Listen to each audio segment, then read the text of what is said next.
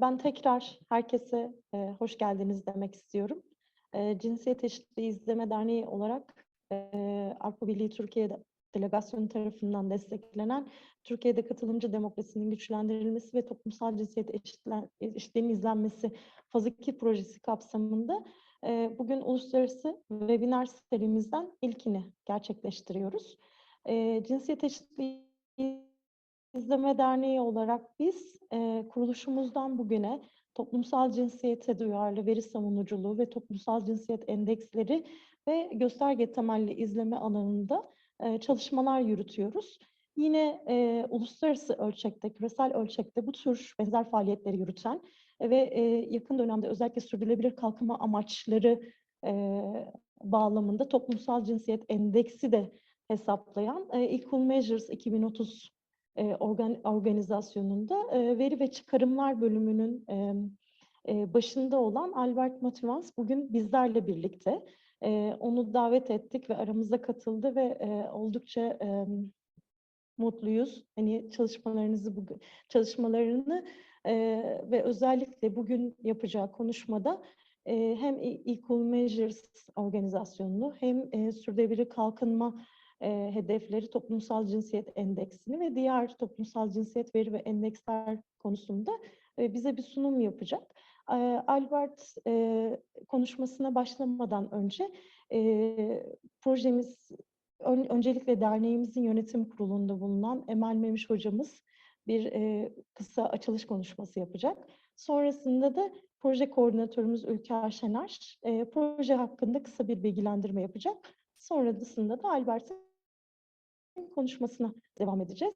Konuşmamızın yani bugünkü webinarımızın son yarım saatlik kısmı Q&A soru cevap kısmı olacak. Siz konuşma sırasında da ve konuşmanın sonrasında da sorularınızı Zoom ekranında gördüğünüz Q&A kısmına yazabilirsiniz. Konuşma sırasında ve konuşma sonrasında biz sorularınıza cevaplar vereceğiz. Hem İngilizce hem de Türkçe sorularınızı bize yöneltebilirsiniz. Şimdiden keyifli bir oturum diliyorum. Hani keyifli, verimli ve bilgilendirici. Ve sözü Emel Hocama bırakıyorum. Teşekkürler katılımınız için tekrar. Çok teşekkürler Hilal'cim. Ben de Cinsiyet Eşitliği İzleme Derneği Yönetim Kurulu üyeleri adına hepinizi sevgiyle, saygıyla selamlayarak başlayayım konuşmama. Öncelikle sevgili Albert Motivans'ın bizim davetimizi kırmayarak kabul ettiği için ona teşekkür etmek istiyorum. Ve tüm katılımcılarımıza, Türkiye'nin pek çok yerinden ve Türkiye dışından bizleri izlemek, dinlemek için katılan tüm katılımcılara teşekkür ediyorum. Kurulduğumuzdan bu yana aslında Cinsiyet Eşitliği İzleme Derneği'nin pek çoğunuzun bildiği gibi hak temelli izleme alanında faaliyet yürüttüğünü ve bu alanda da aktif çalışan bir örgüt olduğunu söyleyerek başlayayım. Cinsiyet eşitliği ile ilgili Türkiye'de aslında pek çok alanda hem kamu kurumları hem de diğer kurumlarında faaliyetlerine dair izleme yürütmekte. Bu alanda da hak temelli izleme alanında da en başından beri pek çok projeye imza atmış bir dernek. Kadına yönelik şiddetle mücadele mekanizmasıyla başlayarak hak temelli izleme, sivil izleme inisiyatiflerinin haritalanması ve son olarak da Avrupa Birliği tarafından desteklenen CEİDizler Projesi'nin hem birinci fazı hem de ikinci fazı kapsamında pek çok faaliyet yürüttü. CEİD aynı zamanda hak temelli izlemenin özellikle anladığım kadarıyla bu konuda Equal Measures'da da çok ortak bir yönümüz var. Sivil toplum örgütlerince bu izlemenin benimsenmesi ve özellikle de kadın örgütleri tarafından benimsenmesi için çok çaba gösteriyor. Bunu misyon edinen bir örgüt, derneğimiz.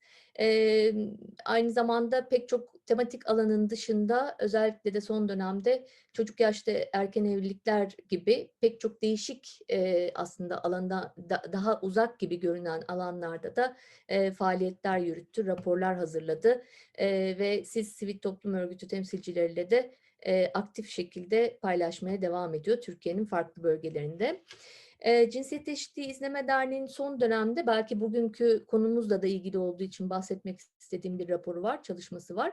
Sürdürülebilir kalkınma amaçlarında öncü kuruluşlardan olan Birleşmiş Milletler Kalkınma Programı ile birlikte işbirliği yaparak Türkiye'nin toplumsal cinsiyet eşitliği endeksi ve aynı zamanda insani gelişme endeksinin uzun dönemli trend analizini gerçekleştirdiği bir rapor çalışması var. Türkiye'nin gösterdiği gelişmelerin ardında yatan nedenleri ve dayanakları hak temelli bir gözle bakmak ve bugüne kadar hazırladığı raporların içerisinden çıkarımların kullanılarak hazırlandığı bir çalışma, bir rapor. Belki projede çalışan arkadaşlarım iletirler linklerini. Tüm katılımcılarımız da ilgisini çekeceğini düşünüyorum. Ve kompozit endekslerin dışında son dönemde de başka kuruluşların ürettiği endekslerin dışında CEİD'in önemli amaçlarından biri bu proje kapsamında kendi endeksini üretmek, toplumsal cinsiyet eşitliği endeksini, CEİD'in hak temelli gösterge endeksini oluşturmak. Bu konuda da çaba gösteriyoruz. Bu anlamda da bu toplantımızın çok önemli katkısı olacağını düşünüyorum. Herkese tekrar hoş geldiniz diyorum. Projenin içeriğine dair sözü Ülker'e bırakıyorum. Sözü aldın mı Hilal? Moderatöre sormadan söz almayayım ben. Evet, elbette Ülker. Tamam. Ben de herkese hoş geldiniz diyorum. Hem Emel Hoca'ya hem Hilal'e hem de Albert'e teşekkür ediyorum. Ve katılımcılara da. Ben çok uzun bir proje sunumu yapmayacağım. Sadece aslında Cinsiyet Eşitliği İzleme Derneği'nin özellikle Türkiye'de katılımcı demokrasinin güçlendirilmesi, toplumsal cinsiyet eşitliğinin izlenmesi projesi çerçevesinde geliştirmiş olduğu savunuculuk yaklaşımına ilişkin kısa bir bilgilendirme yapacağım. Biz savunuculuğu nasıl algılıyoruz? Savunuculuk için hangi araçları geliştirdik? Hangilerini aktif olarak kullanıyoruz? Şimdi ben yapabiliyor muyum? Sunum paylaşabiliyor muyum Hilal? Evet, paylaşabiliyorum. PowerPoint sunum. De yapayım. Başa geleyim tabii ki sunumun.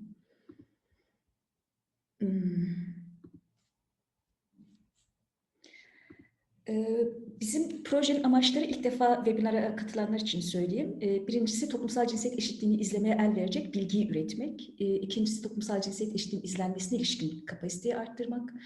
Üçüncüsü yine toplumsal cinsiyet eşitliğinin sağlanmasını hedefleyen aktörler, paydaşlar arasında işbirliğini güçlendirmek. Dördüncüsü de toplumsal cinsiyet eşitliğinin savunuculuğunu yapmak.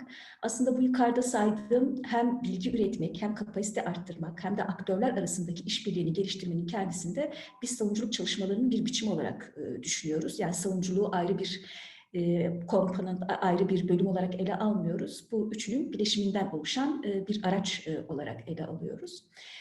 Bizim proje Ocak 2020'de başladı. Aralık 2022'de de tamamlanacak ve hem Türkiye'de ulusal düzeyde çalışmalar yapıyoruz hem de 9 büyükşehir belediyesinde çalışma yapıyoruz. Bu 9 büyükşehir belediyesinde sivil toplum örgütlerinin, hak temelli çalışan, hak temelli izleme faaliyeti gösteren örgütlerin, kamu yararına çalışan meslek örgütlerinin, belediyelerin, sendikaların ve akademinin o ile toplumsal cinsiyet eşitliği çerçevesinde değerlendirmesini sağlayacak, değerlendirmesine destek verecek bir kapasite geliştirmesinde bu illere destek oluyoruz. Bu 9 büyükşehir belediyesi önemli çünkü bu 9 büyükşehir belediyesinde aslında Türkiye'nin nüfusunun %50'sine yakını yaşıyor. Bu anlamda projenin çok geniş bir alana yayıldığını söylemek mümkün.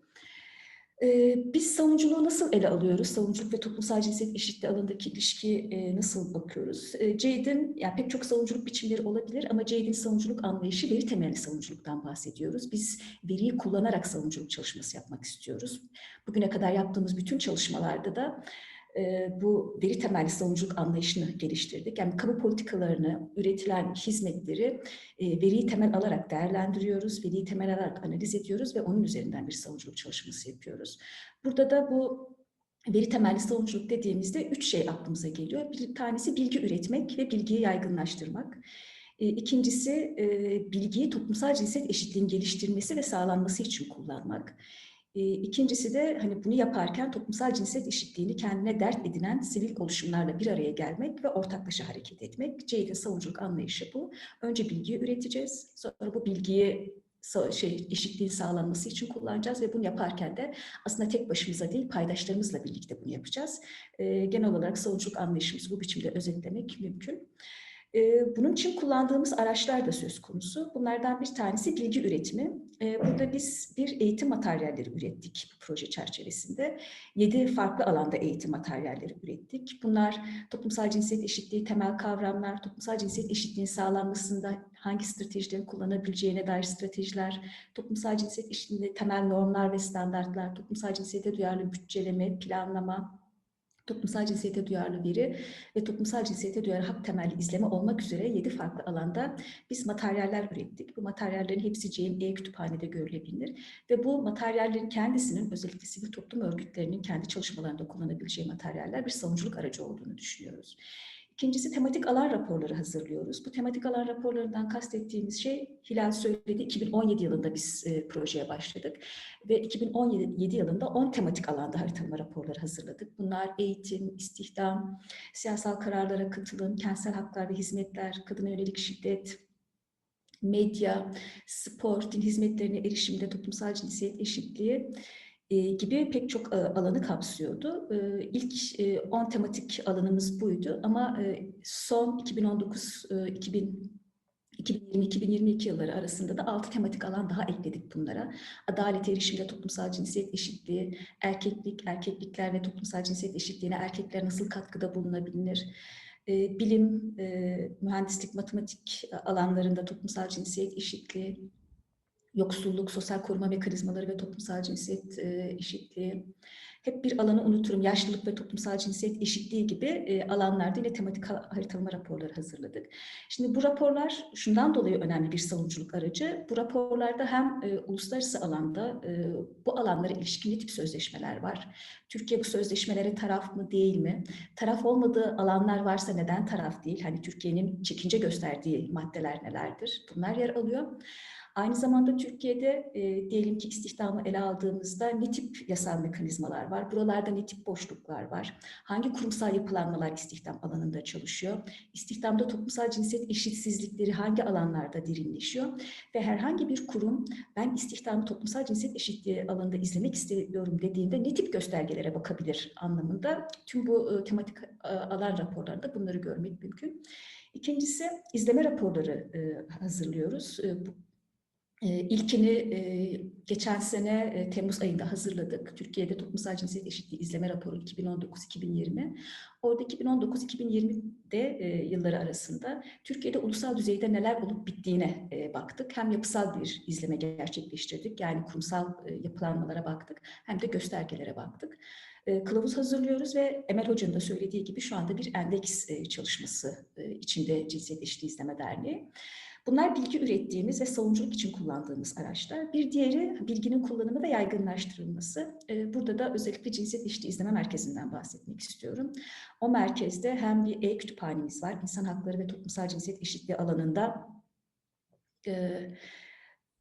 şu ana kadar 2000'e yakın yayının yer aldığı bir e-kütüphane. Aynı zamanda veri portalımız var, eğitim havuzumuz var ve uzman havuzumuz var. Bu şu an en son hazırladığımız 5 tematik alan raporunun kapaklarını görüyorsunuz. Biz biraz önce söylediğim 9 ilde çalışıyoruz ve 9 ilde aslında mevcut durumu eşitlik çerçevesinde de analiz ediyoruz. Bu özellikle Türkiye'de belediyeler bünyesinde oluşturulmuş eşitlik birimlerinin mevcut durum analizi raporu. Yine Türkiye'de Toplumsal Cinsiyet Eşitliği İzleme raporundan bahsetmiştim. O raporu görüyorsunuz. Gösterge temelli izleme kılavuzu. Bizim alanda yaptığımız çalışmalar göstergelerin özellikle anlaşılması zor olduğunu bize gösterdi. Bu nedenle biz Cinsiyet Eşitliği İzleme Derneği olarak özellikle belli başlı göstergelerin nasıl verisinin üretildiğine, toplumsal cinsiyet eşitliği için neden önemli olduğuna dair bir kılavuz hazırladık. Bunlar bizim merkez düzeyde aslında savunuculuk çalışması için ürettiğimiz materyaller. Bunları aktif olarak kullanıyoruz. Yerel düzeyde 9 ilde ise aslında savunuculuk için 2 tane temel araç tanımladığımızı söyleyebiliriz. Bunlardan bir tanesi yerel eşitlik izleme platformları kurmak. Bu platformlar kenti toplumsal cinsiyet eşitliği çerçevesinde değerlendiren platformlar. Hem sivil toplum örgütleri hem de belediyeler bu platformlarda yer alıyorlar. İkincisi de izleme raporları. Biz bu 9 il için burada İzmir, Mersin ve Ankara'yı görüyorsunuz ama diğer bütün iller için de her bir ilin yerel eşitlik ya da eşitlikte ne durumda olduğunu gösteren izleme raporları hazırladık. Bunlar da bizim yerelde kullandığımız izleme araçları. Benim sunum burada bitiyor ama genel olarak özetlemek gerekirse hem merkezi düzeyde bilgi üretmeye ve bu bilgiyi yaygınlaştırmaya yönelik çalışmalar yapıyoruz savunuculuğu güçlendirmek için, toplumsal cinsiyet eşitliği savunuculuğunu güçlendirmek için, hem de yerel düzeyde ilgili paydaşlarla, aktörlerle bir araya gelerek platformlar kurarak, yerel düzeyde izleme raporları hazırlayarak, yerel düzeyde savunuculuk çalışmalarına katkıda bulunuyoruz. Umarım uzun bir konuşma olmamıştır Hilal. Sadece 5-6 dakika dedim. Şimdi share screen'den çıkıyorum ve sözü sana bırakıyorum. Sana ve Albert'e. Teşekkürler. Çok teşekkür ediyorum öncelikle Emel Hocam ve Ülker. Hem genel olarak CEİD hakkında kısa bir bilgi verdiğiniz ve projemizin faaliyetleri hakkında bilgilendirdiğiniz için. Şimdi de çok fazla ara vermeden Albert'e konuşması için söz vermek istiyorum. Kendisi toplumsal cinsiyet verisi ve toplumsal cinsiyet eşitliği endekslerini nasıl kullanacağımıza dair bir sunum yapacak. Söz sende Albert. Seni dinliyoruz. Great, thank you very much. And it's really a pleasure to join you today. I think, and to hear about the work that you're undertaking. I think it's very close to our heart as well, and I'll talk a little bit more about that. So the presentation, I'll talk a little bit first around when and why to use gender indices, some of the pitfalls and opportunities of using gender data in composite form. Then I'll talk a little bit about the Sdg Gender Index and turning some of those findings into messages, and I hope then we can have a chance to have a discussion. Just to say a little bit about Equal Measures 2030, we are a partnership of civil society and private sector-led organizations. So we're really civil society groupings around gender issues. So you recognize some of the names, both as leaders in human rights and fighting for gender equality. But we also have networks of women's grassroots organizations in Africa, Asia, Latin America, and I think we'd be very interested in extending that as well to be very universal. And that's really the point of our work, is that these are universal issues across all countries in the world. And as we look at the results, we see that all countries have a long ways to go. And it's really interesting to hear the work that you're doing, that the other speakers have described, because we really find that there's a really important gap, and it's between the data and the policy. And we talk a lot about that, but we don't always do very much. We tend to do easier things like create more data, or not, sorry, that's not always easier. And that's also needed to create, especially gender data. But there's something about kind of connecting that data and evidence with advocacy and action that we're most concerned with. And what we try to do is to work in that space, is to link these different groups and partners and stakeholders so that it can lead to effective outcomes. So I guess I'll read these cartoons, but I just wanted to describe a couple of the challenges for data and evidence on gender equality. The cartoon on the left has two dinosaurs, one looking at data on an impending comet, and the other dinosaur saying, data? No, I just trust my gut. And there's oftentimes this idea that policymakers kind of lead with their gut, or with their intuition, or with their feelings, and not always with data. And that's a challenge, because it doesn't help that the supply of data isn't there, so the data that's needed to inform gender issues. But it's also this culture of data use. So we can improve the supply, but we also need to be thinking about that that culture of data use amongst decision makers and policymakers at all levels. The cartoon on the right shows a data scientist presenting his findings. I've analyzed, condensed, and simplified the data. It was a good quarter, meaning business quarter. And you can see what he's showing isn't a table with numbers, it's just a thumbs up. Everything's good.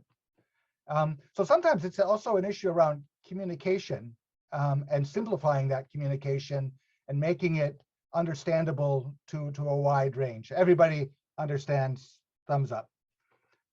Everybody might not understand complex models, all of the data that's underlying, for example, a gender index.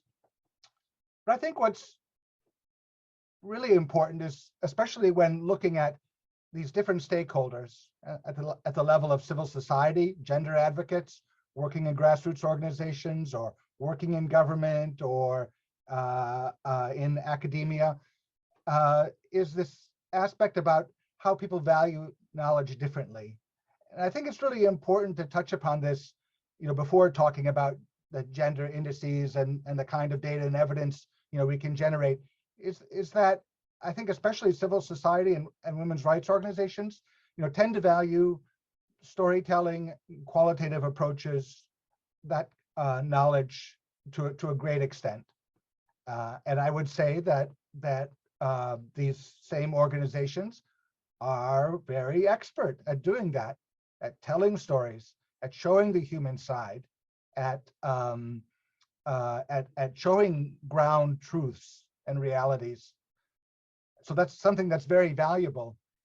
But at the same time, there's an issue around then, the data side. Then how does that mesh with, quantitative approaches, which I think maybe sometimes are, kind of less familiar, or even like knowledge that there might be issues about reliability or trust in data or the quality of the data. There might be like valid concerns about the data, but also just maybe a lack of comfort with using data. So I think it's really important to think about how they work together. And we talk about this a lot, and researchers say, oh, well, it's really about mixed method approaches. You have to bring the quantitative and the qualitative together. But that's kind of more to answer a research question. When we talk about data and policy and advocacy, it's really about bringing together these different kinds of approaches. And this is a quote from a survey respondent who is an advocate, who said, "Stories moved me, but data changed me." And I was really fascinated by this comment, because this is coming from a master storyteller. This is coming from an advocate who works on the ground, who knows the stories, who tells the stories. But data changed her. And it was because data gave her access to then open different kinds of doors to communicate to policymakers, to provide a framework, or to provide a way of framing her stories in a way that policymakers could grab onto. So I really like this. And in some ways, my work with Equal Measures has been kind of the opposite. I'm coming from a data production background. I've worked in official statistics all my life. And data moved me, but stories changed me. And hearing the stories and hearing the human side, makes me think about the data much differently. So I think this kind of tension and this exchange between these two is really, I think, something important to think about underlying the things that I want to talk about today. So it's really keeping an open mind and thinking about, how can I use this to leverage my issue? I think that's the main thing for advocates. I've got this issue. I've got some great stories. What else can I do to leverage this issue? And I want to provide some ideas for tools that can help then to leverage your issue. So let's talk about gender indices. At its simplest, it's really bringing together, a group, a set of indicators to create a single measure. So one way to think about it is it's a communications and advocacy tool that consolidates a complex set of critical issues to produce a single summary measure or ranking that represents a cross-cutting concept of gender equality. So that might sound a little technical. Just another way of looking at it is that we have an issue around gender equality. You might be working on a specific issue, education or workplace laws or early marriage. But we also, it's kind of helpful to know what's the bigger picture look like. So it's good to work on that specific issue, but if we brought these different issues together, what does that tell us? And what does that tell us about gender equality across the society, not just within a specific sector or a specific issue? How does your issue fit within the larger picture of gender equality in your country or in your community? So when to use it? So there's lots of different ways, and I'll actually illustrate in a moment how I think there's some useful ways to use it. But generally, when you're framing issues, and more broadly, when you're advocating for accountability on gender equality issues related to the SDGs, which I think is a key part of our index, but it doesn't have to be the SDGs. And I'm really interested in the work that you're talking about to have a national index for Turkey on gender equality, because I think there's all kinds of other indicators you can use. You can be more relevant in the issues than perhaps a lot of the indexes that I'm going to talk about today, which are done at a global level. And you can link it then to normative frameworks or legal frameworks at the country level. So those speak to policymakers. The SDGs, we hope and we try that to ensure that they speak to policymakers. But if something is a law in your country, for example, equal wages for women and men, or for equal opportunities in the workplace, if that's a law, then that's something then that can be used to leverage, the indexes or the indicators can be used to inform on whether that law is actually being implemented and the rights delivered. So there's lots of different indexes, and the number is actually growing. I'm just showing 8 examples here. There are many more, and I'll tell you in a moment, where you can find more information. UNDP was mentioned. I think the Global Gender Inequality Index has been one of the benchmarks at the global level. There's the OECD Social Institutions and Gender Index. There's the Global Gender Gap Index from the World Economic Forum. These are kind of leading indices that are being used to inform gender inequalities at the global level. There's also regional ones, and there's some really good ones in the European Union. The Gender Equality Index, which is carried out by IGE, the center in Vilnius, and then the Gender Equality Strategy Monitoring Portal by the Joint Research Commission of the EU in ISPRA. But there's also different examples, and I would really recommend, if you're thinking about looking at a big national index, or even just looking at your issue and thinking about, okay, how can I bring these together? I think there's some great examples that you can draw from these both global and regional exercises. And in fact, we're actually working with several countries now, with stakeholders and civil society groups in 3 countries to actually work on gender indexes at the national level. So how do you make sense of all these indicators and indices? When should I use it? What's different about the indexes that I just showed you? Are they telling us different things? Do they cover different domains? And I think you can, that's a lot of information, and I think you can, by going to the websites, you can unpack some of that. But there's also some resources now that bring all that information together for you. And I think, again, the Joint Research Commission, the COIN team, has an Explorer now where you can look at 92 different indexes, including many ones that refer to gender, but also scoreboards that give you some idea of what they're about, what coverage, what are the indicators that they use, And so it's just kind of a helpful starting point. And this was just launched, I think, earlier this year at the end of last year. So it's quite new. And then I think a really important piece of academic research that's come out has been from the Center for Global Development. And it's a compendium of tools that's measuring women's economic empowerment. But it's going beyond economic empowerment, and it's looking at a lot of different gender issues as well. And I think, so it critically reviews 20 of the index tools and kind of sets out some standards for how you can use them, where you need to be careful about interpretation, what it can tell you, what it can't tell you.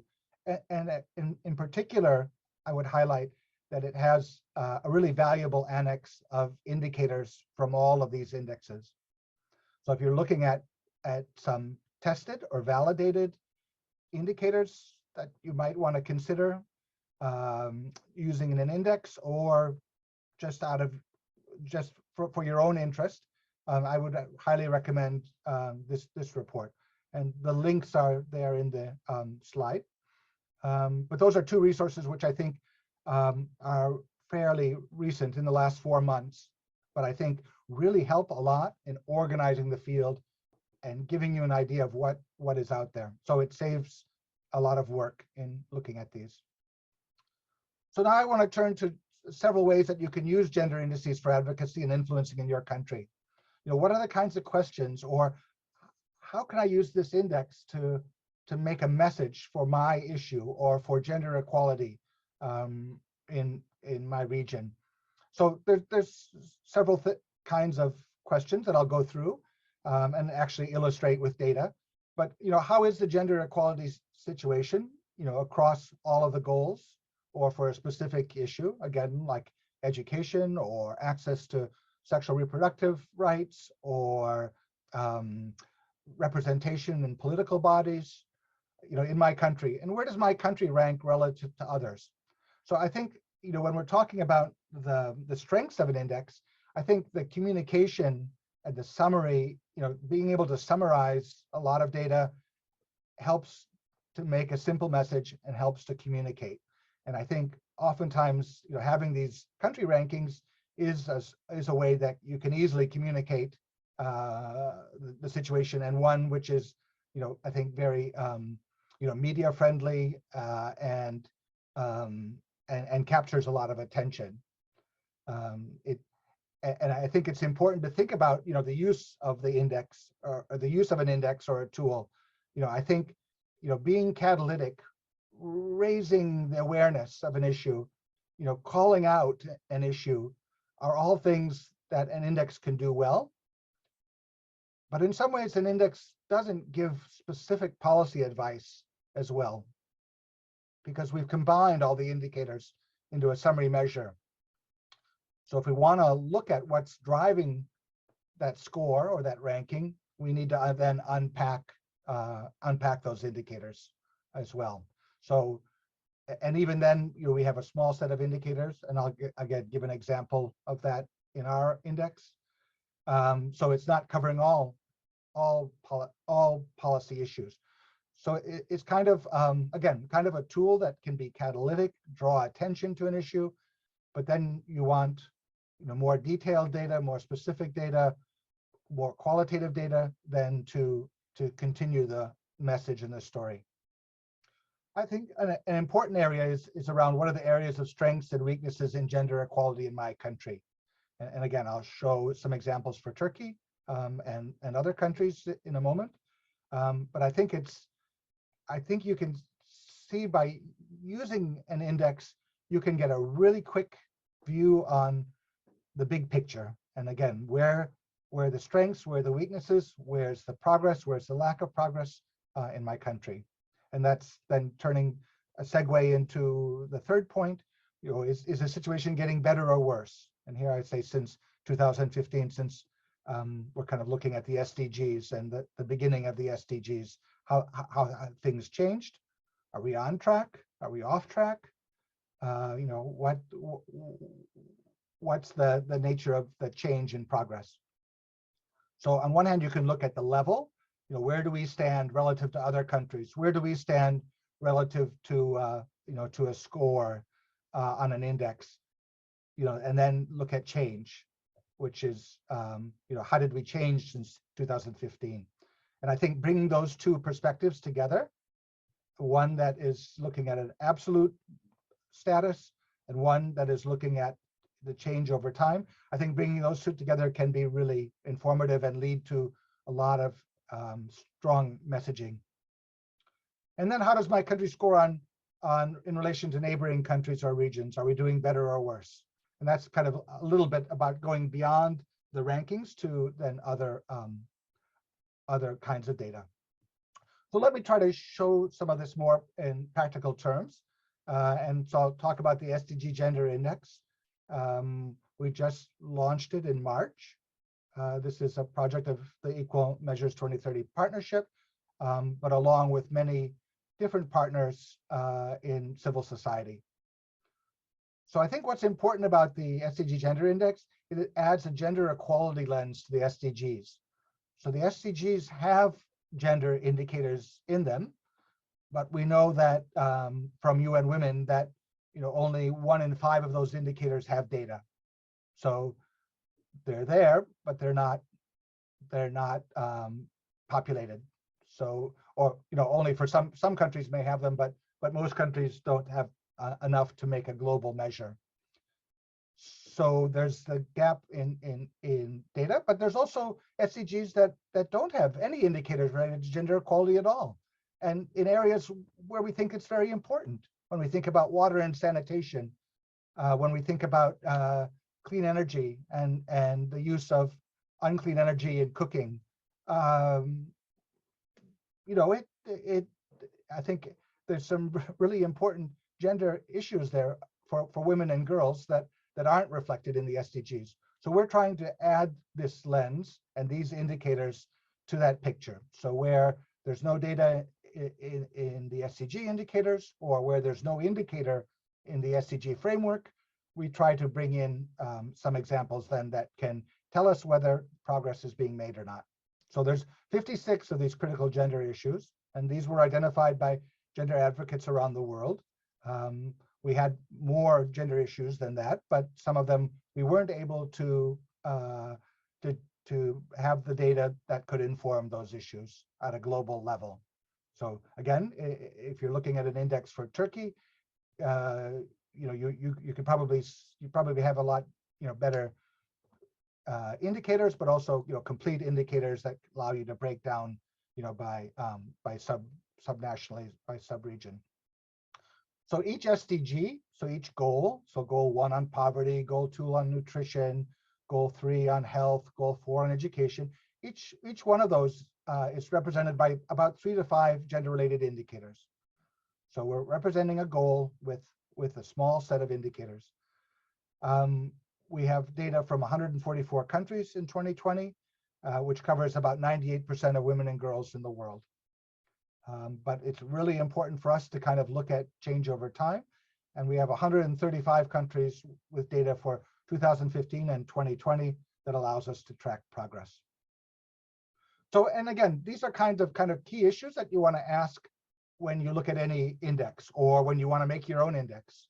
What's the kind of overall concept you're trying to understand, the overall concept of the index that you're looking at or using, which indicators it uses, what the data coverage is like, whether it has comparable data over time, whether you can compare the index scores over time or not. So I think it's kind of the same kinds of issues that you would want to ask about any index, or think about if you were creating an index. So I just wanted to go quickly through this, and I think this is really important for me, because in some ways I'm trying to communicate like how a index is constructed. Like, how do you simplify it? What does it mean?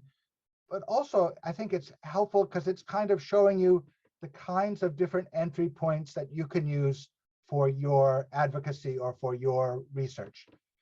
So if we look at the very top, we start with those 56 indicators. We're using the actual original metric of the indicator values. So, the maternal mortality ratio is, the number of maternal deaths divided by 100,000 live births. And that's a lot different than, an indicator on the poverty rate. And so we've got all kinds of different metrics. Some are, if the value goes higher, it's good. So girls in completing secondary education, we want that number, that proportion to go higher, but some we want to go lower, like the percentage of girls in early marriage. So we don't want that to go higher, we want that to go lower. So we've got different kinds of measures, different directions. So we've got to come up with a way to kind of make them standardized so that we can combine them and we can get the bigger picture. But first of all, we have all those different kinds of measures and directions, and that's an entry point to. So I mean, we'll come down to the bottom, which is the overall index scores, but you're allowed to go at any of these levels and look at the data. Sometimes you want to show an index score, but for a policymaker, they'll say, well, right, but what does that mean? What was the indicator that you used? What was the value? How did it change? And you want to be able to say, oh, well, the maternal mortality ratio went up or went down, by this much. So we're going to standardize them, but we want to be able to access those original metrics in order to communicate them. So through through different statistical techniques, we standardize those 56 indicators, and that brings us to the next level, all of the black square boxes. And there you can see the number of boxes in each of those goals is how many indicators there are for that goal. So now we've got our measures standardized in a way that 0 is the worst score and 100 is the best score. So the direction is the same. We always want to get to 100. 100 is the goal. And the goal is set by either the SDGs, or if it's a rights-based issue, that all girls and women have access to that right. So what 100 means 100% of girls and women. So now we've got something else. So now we've got a score between 0 and 100, that we can communicate. Sometimes, you can say, it's just a different way to present the data from the original metric. And sometimes that can be, really helpful to have as a way to show how close we are to a target. So again, taking the maternal mortality example, if the target is 12, and the rate is 62, I don't know, how close are we? Sometimes having a number between 0 and 100 helps to say, oh, well, we're at 75. So we're 3/4 of the way there, to getting to the target. So it's another way to kind of present that data. And I think that's, and I'll be showing that kind of data for some indicators. Then we aggregate those normalized standardized scores to goal scores. And there you can see SDG 1, no poverty, SDG 2, zero hunger, SDG 16, peace, justice, and strong institutions, SDG 17, partnership for the goals. So we're aggregating those to make a summary measure of how are we doing on gender equality, SDG 5. Those 5 indicators, what do they tell us about gender equality in our country and how we're progressing over time? And then finally, we combine all of those goal scores into an overall index score. So we're capturing all of these different issues, all of these different domains in a single measure. And again, looking at how does that compare across countries? How does that compare over time? To kind of get that big picture. But I think it's really important to kind of think about it, not only as that final product, not only that final index score, but that you have all of these different resources, all these different notes that you can play that can inform, your messaging across the index. But I think the big messages are, these ones at the bottom, right? On SDG 5, how are we doing on the overall index score on gender equality? How are we doing?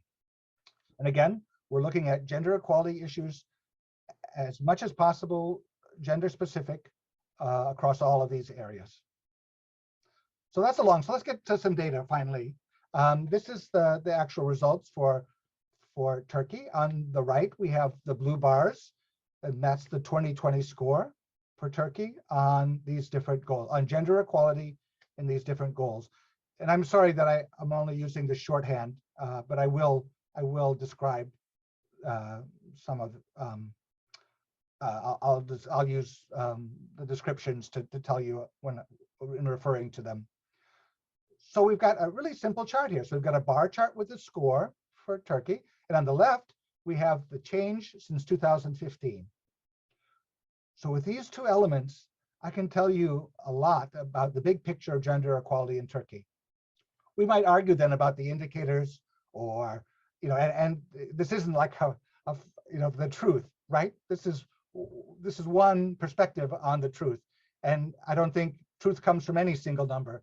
I mean, it comes from stories, it comes from all kinds of data, but this is one input that I think is part of the toolbox, and that can help kind of test what's happening across these other sources of data and information that we have. So first of all, let's look at the strengths and weaknesses for Turkey. So if we look at where does Turkey score the best, it's on goals 7 and 6. So 7 is clean energy, 6 is water and sanitation, and then SDG 1 on poverty. And those are all considered good scores, or good in our rubric. So so that's an accomplishment, but I would say that those 3 indicators are probably a little bit more gender blind than the others because of the access to the data. But what we're assuming by using gender blind indicators in these goals is that there's a disproportionate impact, that research shows us that there's a disproportionate impact on girls and women when there's a change in this indicator. When there's a change in access to water, when there's a change in the use of unclean energy, when there's a change in poverty, women, girls, and children will be the first to feel the pain. So that's where there's strong scores. Where is Turkey not doing so well? SDG 10 on inequalities is its lowest score. SDG 17 on public partnerships. This is largely around public financing for development. And then SDG 16 on justice. So those are areas where there's kind of room for improvement. Now let's look on the left-hand side at the change. So what happened since 2015? What does that tell us about, this is actually pre-COVID. So this is before COVID, what was happening. And then we can think about what the implications of the pandemic have been in exacerbating maybe some of these declines or downplaying some of the improvements. So the biggest improvements have been for SDG 9 on innovation and SDG 5 on gender equality. That's great. So something was happening. And when we unpack the indicators, and I'm not going to be able to do that now, but I'm happy in the discussion to talk about that a little bit more. But when we look at what's driving these improvements in Turkey and gender equality, SDG 9, it's around access to financial services for women, digital services, banking services, and it's about access to internet. So we're seeing improvements there that are driving change, and not only in Turkey, but we see this in many other countries around the world. So there's something happening in that space that that's moving quickly and moving more quickly than other areas. In gender equality, the data for Turkey is showing that the proportion of seats held by women in national parliaments went up, that the proportion of ministerial senior government positions held by women tripled. It was also very low. So it was only 4%, and it's gone up to 12%, but it's still part of explaining the improvements in SDG 5. So so again, that's kind of like, again, looking at that, back at that framework, kind of what does the goal tell us? And then looking at the indicators to see, okay, what's driving that change? How can I explain that? Where are we improving? What issues are we improving on or declining on? And then when we look at the problem areas, We see SDG 10 on inequality not only was a low score when we look at the levels, it went down, and it went down substantially. So that's not a good sign. SDG 16 on justice also went down, and again was one of the areas where the gender equality score was not very high to begin with, but it went even lower. And then SDG 11 is around cities and communities, so that went down as well. I think in many ways, when you're looking at index results, it's kind of hard sometimes to grab it. You think like, okay, well, 9 points, is that a lot or is that a little? Should I be worried? Should I raise the alarm? And I think that can often be a challenge, right? To kind of get a picture of that. I think by looking at this comparison, we can say that a change in 9 points is quite considerable. And when we look at the indicators underlying this, we can see that they changed quite a bit. When I look at then some of the examples of where there were declines in the indicators for goal 10, it was around level of personal autonomy, individual rights, and freedom from discrimination. It was the extent to which women can openly discuss political issues in private and public spaces. So a tightening of the civil society space has impacts on how that's captured in terms of gender equality.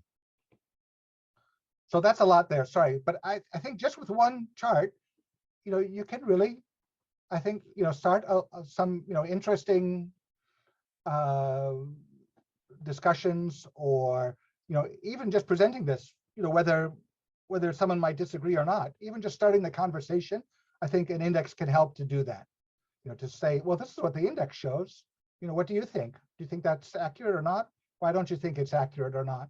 It's a good way to kind of start a policy dialogue. So, and this is an example of the ranking by goal. So now we're looking at Turkey's ranking across all of the world, and Turkey ranks 77, so in the middle.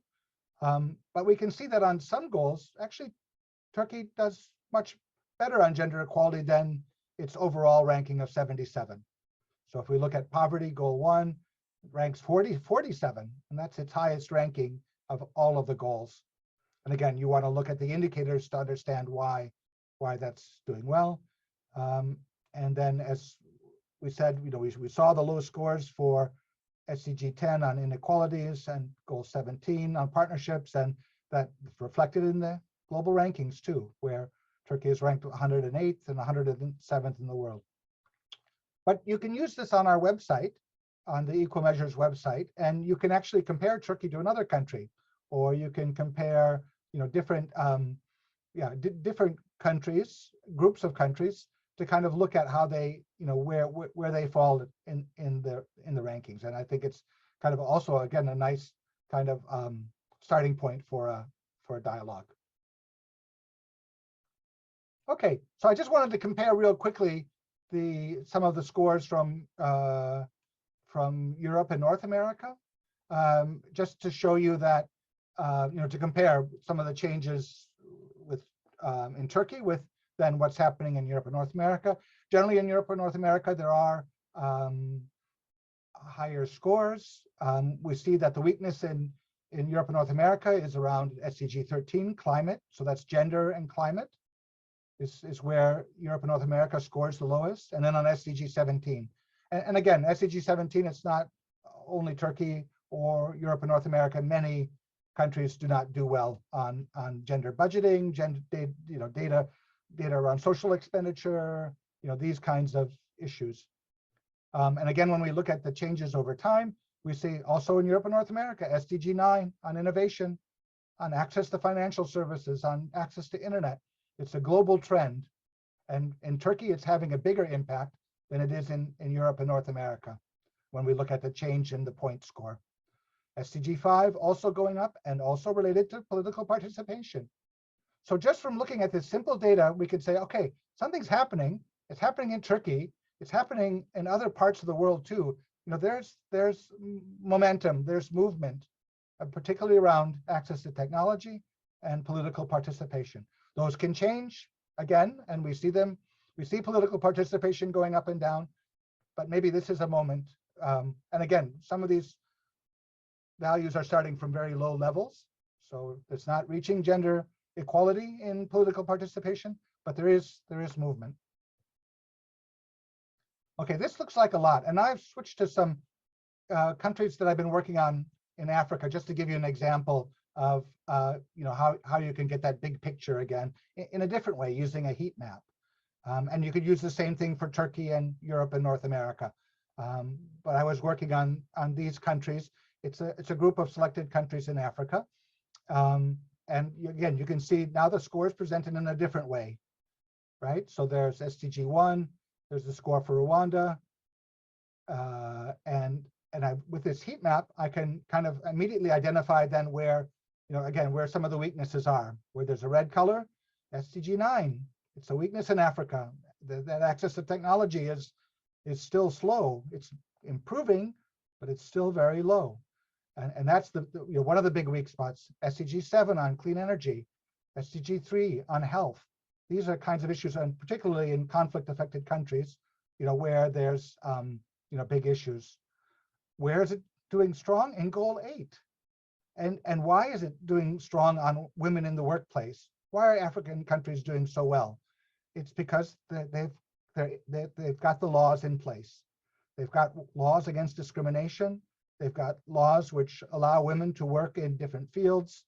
But again, we have some measures of actual employment and participation in the labor force, where maybe most women are in the informal sector, but there's something that's driving those numbers, and it's really around kind of the legal frameworks are there. It's maybe more a matter of implementing them. So that's one perspective. So again, this is the levels. We talked about levels. What's the score? What's the score for Turkey on goal 6? These are the scores, and how do they compare?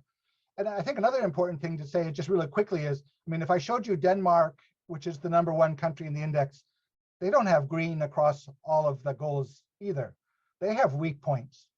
Every country in the world has weak points, has strengths and weaknesses in gender equality. No country does well on every single goal. So there's something to improve in every country. And in the case of Rwanda, which does really well on gender equality, it's goal 7 on clean energy, where it does actually quite poorly. And you can see here, I've highlighted the conflict-affected countries in red. So Liberia, Sierra Leone, Burundi, DR Congo, Sudan, and they all come out at the bottom on scores.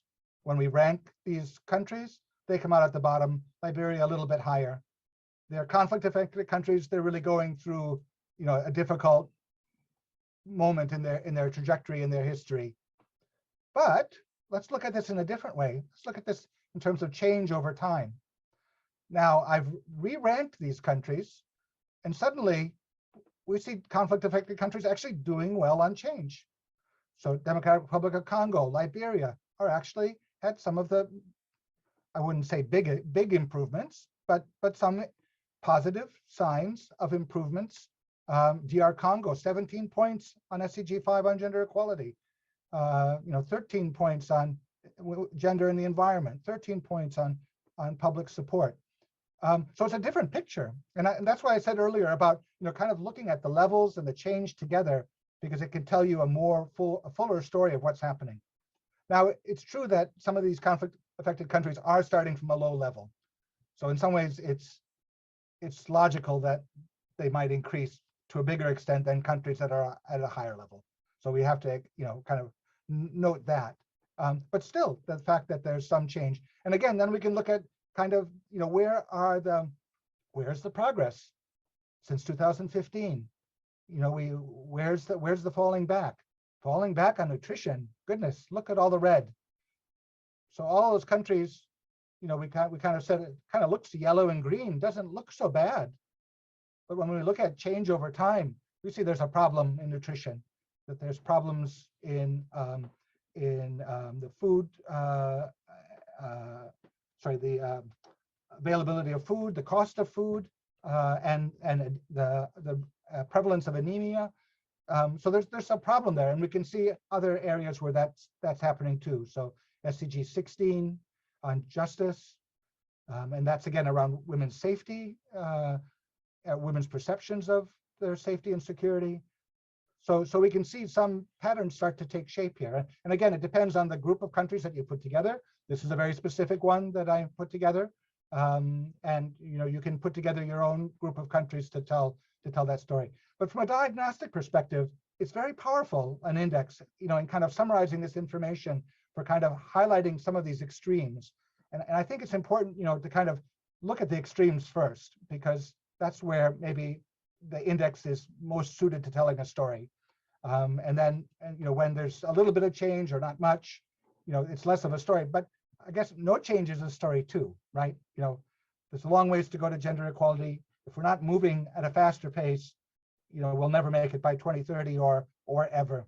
And there's a tool on our website that allows you to find out, if you put in your age, it tells you when gender equality will be reached on education or access to sexual reproductive health. And you can see many countries, it's not in your lifetime. So that's something that's an important message. The lack of change is an important message too, that it has to be in our lifetimes. Okay, so I'm gonna get close to wrapping it up here, but I just wanted to give a couple more examples of some of the indicators. And again, this is that idea of, not just using the final index scores or the rankings, although that's great, media loves that. But if you want to unpack it then in that policy dialogue, you need to go up and down that framework again.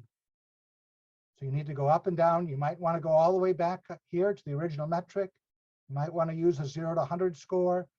You might want to use just the goal score. And here I'm using the indicators. And I apologize, I don't have the example for Turkey here, but I can read it to you for indicator 10.4. So the score for Turkey was 44.5%, so still low in 2015 in the baseline year, and it went down to 23.6. So it went down by half. So already you can find it in this scale. On the left, the Turkey would be on the left-hand side, actually, with one of the lowest ratings. And you might want to say, well, what indicator are you talking about? What does that mean? How did you measure this? And I think those are all really relevant questions. And that's the first question a policymaker is going to ask. Where does this data come from? How do you know it's reliable? What's there? And I think you should always be able to access metadata, for all of the indicators in an index, so that you can answer those questions. We're in the process of providing it, we have the links to the original data, for our index, but we want to provide more information about, how those are calculated and where they come from. Sometimes we're using civil society sources, and governments kind of have our question those sources. So I think it's important to be well armed with the information about the indicator before using it and before holding anyone to account, so that it's very clear. But here, so you can see, if we looked at any group of countries, there's some actually that are almost achieving the target on this indicator, and some that are far away. And then we can look at the change, and overall, as we saw before, it's going down in many countries in 2020. That this civic space is tightening in many countries around the world. I mentioned already the improvements in SDG 5 that are global, that are in Turkey. In this group of African countries, it's maybe a little less clear, but we see, for example, in Burundi and Ethiopia, big movements towards the target. And we see Mozambique is, very close to the target of gender equal national parliaments. But then we see also countries far away, and a few countries where it's gotten worse. So the case of Burkina Faso. And when we look at senior government positions, again, we see a wide range. But then some, Rwanda, Mozambique, almost achieving gender equality in their senior government positions. But more improvements here. Ethiopia, huge improvements. Democratic Republic of Congo, huge improvements. Sierra Leone doubled its score. So this is kind of, again, to provide a little bit more information to what's driving the different scores. Oops, sorry. So you can find more information at the report, but you can also then use our website if we have time, or if there's a question about a specific measure, I can show you using our website.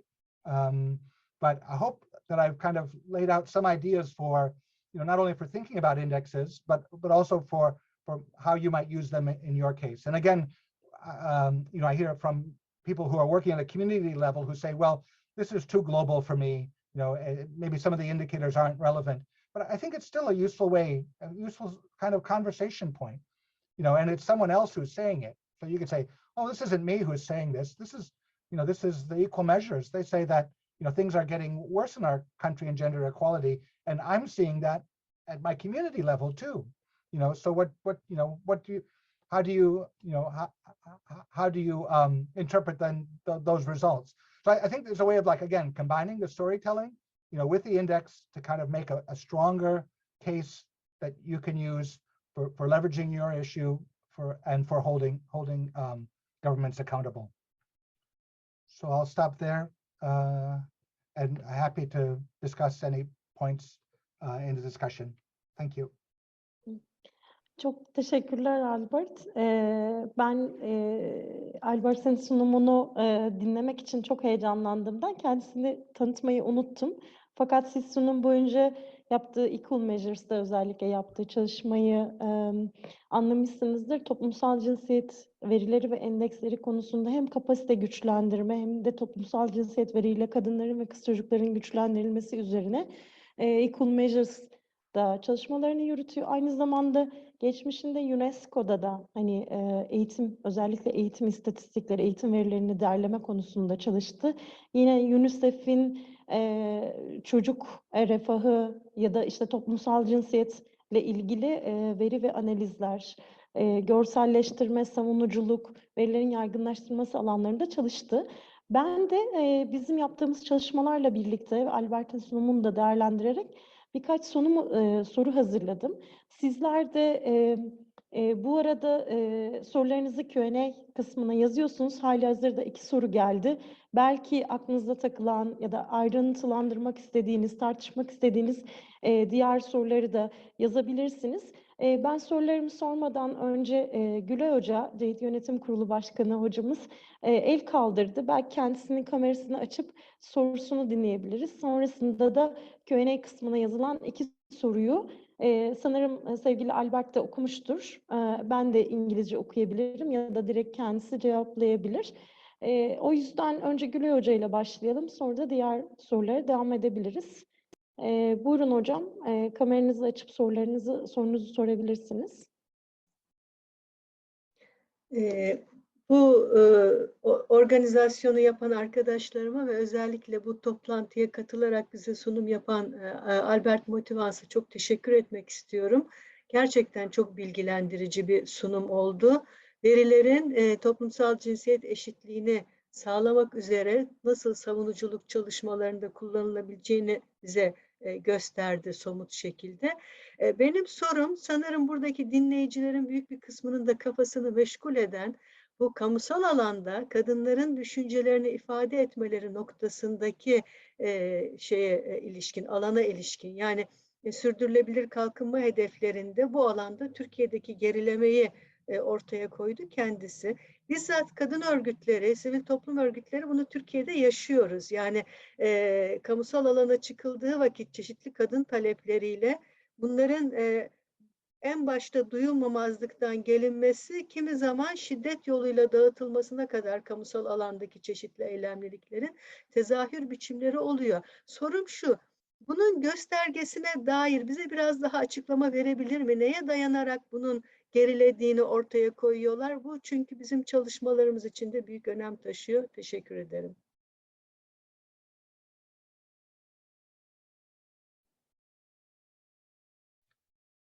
Teşekkür ederim hocam. Should I go ahead? Okay, great. So I'm going to put the link to the data source in the chat box so you can see it there. It's vdem.net, and it's the Varieties of Democracy, and it's a kind of approach that's used to conceptualizing measuring democracy, and there's gender aspects in it.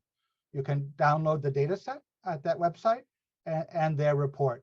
So you can see a lot more about how that's defined and the kinds of how that indicator is generated. Oftentimes it's from some expert measures. So, and that's maybe sometimes which can be contentious, but who are providing a transparent assessment of the situation in every country. So I think that's, and there's other indicators that we use from Freedom House and on personal autonomy. Yeah, the on Freedom House around personal autonomy and individual rights. But I don't have the Freedom House link here, but for example, I would just look at the website there, and I don't have the exact details for that indicator with me, but it's kind of looking at, I think, a number of different dimensions in terms of how that's captured. But again, it's through an expert assessment. So they take a lot of care in ensuring common kind of measuring, inter-rater reliability, so that each rater they test, and they use more than one rater. It's not one person, and they kind of try to bring together that kind of picture of what's happening in the country. But I think you can find the metadata there, or I'm kind of happy to share more information about that after the presentation.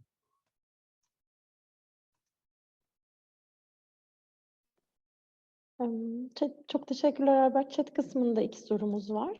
Yani Q&A kısmında. Birincisi Valeria Bihalmayer'dan. Right. İkincisi de Zeynep Temel'den. Okuyup cevap verirseniz. Right. If I could just ask Val, just on the first question, what does UCW stand for?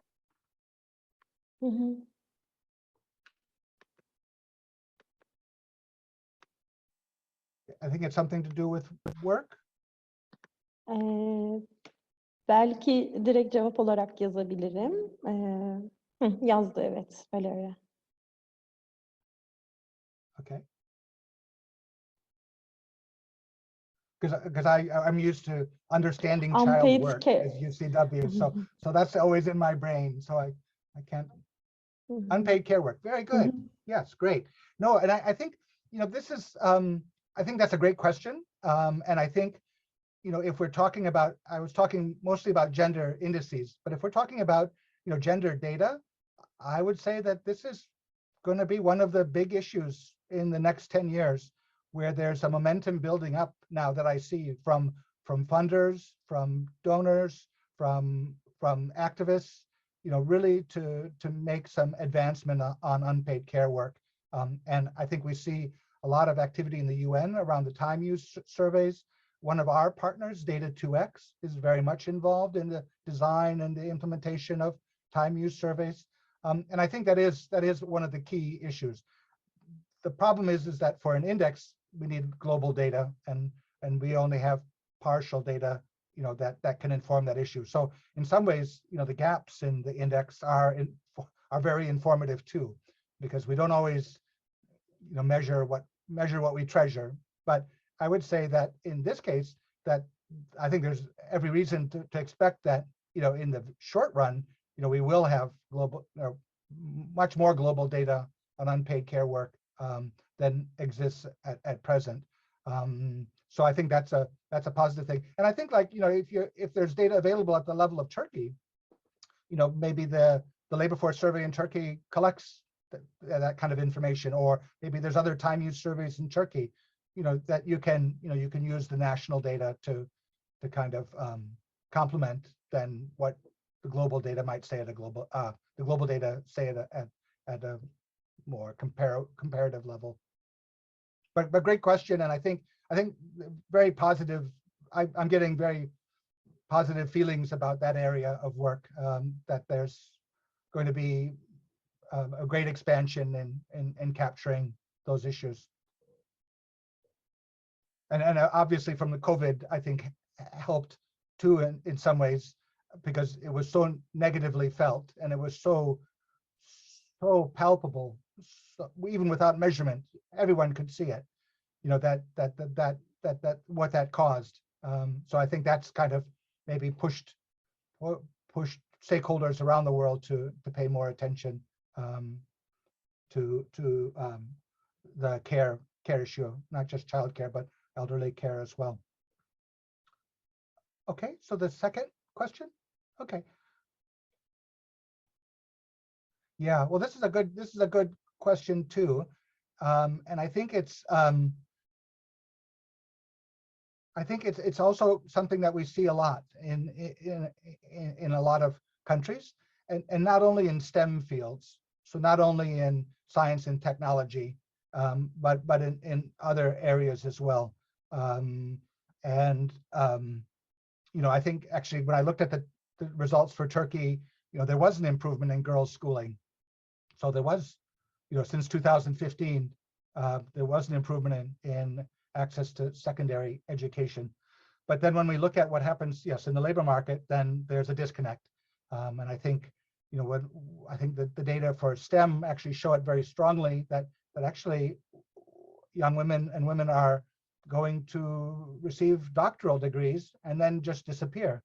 You know, that they're not in research, and there's that kind of big disconnect between what the education system is producing and whether that human capital is being used, and whether women have the opportunities and rights to use the education that they've earned. So I think it's important, and I think this goes back a little bit to the SDGs. I think one of the reasons why there's so many gaps in gender data in the SDGs is because the SDGs set the bar high.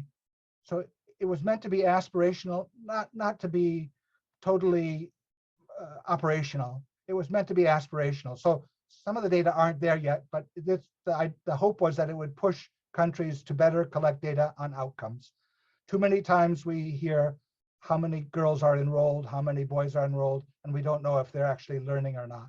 And that extends to many other issues as well. You know, we want to go beyond the inputs. We want to go beyond, you know, something which isn't capturing the actual issue. And I think that the example of Africa and the labor laws is a good example, because if we paired that with, for example, women in official informal sector employment, you know, we would see that the laws might be equal, but the society is not. So that there's still issues that prevent women from again using their education or finding those opportunities in the labor force. So if there's outcome measures, sorry, the SDGs made the bar high. So where we have outcome indicators, that is a kind of a gold standard, right? We want to see the impact. We don't want to see just the process. But I think the process is also informative. But the process alone, too many times, policymakers will use those so that they don't have to be held accountable for what the reality is. And so that's why I think that push for, you know, finding good outcome indicators in the labor market, you know, is a great way to do that. And you know, you can highlight that disconnect to say, well, you know, what's the problem then? Is it because there's, you know, family care responsibilities? Is it because of you know, other things that are happening in a young woman's life, you know, that prevent them from taking advantage of those opportunities? Çok teşekkürler Albert. Şimdi Ülker galiba bir soru sormak istiyor. Belki onu bağlayabiliriz. Teşekkür ediyorum. Ben şeyi merak ettim. Aslında Albert'in sunumunda Türkiye'de SDG'lere baktığımız zaman 3 alanda bir geriye dönüşten bahsediyoruz. Bir tanesi 10, diğeri 11, SDG 10, SDG 11 ve SDG 16. SDG 10'a baktığımızda daha çok özellikle dezavantajlı konuma itilmiş ya da kırılgan gruplar olarak nitelendirilen grupların kamusal hizmetlere erişimine dair göstergeler ağırlıklı SDG 11'de. SDG ona baktığımızda ayrımcılık, farklı nedenlerden dolayı ayrımcılığa maruz kalma biçimleri, işte buna ilişkin oluşturulan politikalardan bahsediliyor. 16 ise daha çok hukukun üstünlüğü ve iyi yönetişim mekanizmalarının ne kadar uygulanabildiğine dair göstergelere yer verilmiş. Şimdi Albert pek çok ülkenin bu SDG verilerine bakıyor. Türkiye ile benzerlik gösteren ülkeler var mı? Yani özellikle çünkü bu 10, 11 ve 16 biz kadın örgütleri açısından bizim bildiğimiz şeyler. Ama dünyada neler olup bitiyor? Türkiye ile paralellik gösteren ülkeler var mı? Özellikle bu 3 alanda geriye giden ülkeler var mı? Onu merak ediyorum. Teşekkürler.